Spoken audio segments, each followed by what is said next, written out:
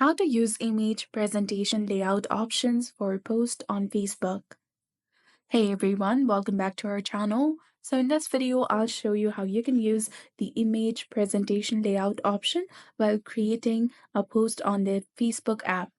So first of all, you need to open the Facebook or Facebook Lite application on your mobile device and make sure that you're logged in with your specific account.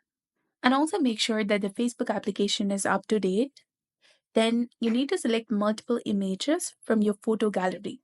For that, tap on the Photos option in the top right corner of the screen, which is below the three horizontal lines. Select two different multiple images and then tap on Next. Here, you will see new options at the bottom of the post, that is, choose a layout, giving you four different image display formats, that is, classic, columns, banner, and frame. And after you've chosen your layout, you can post it. You can also edit the layout later if you want.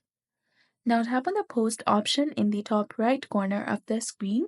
So these are the steps that you can use the image presentation layout option for your Facebook post.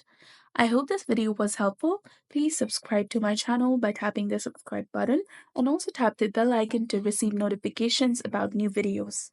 Thank you so much for watching. See you in the next one.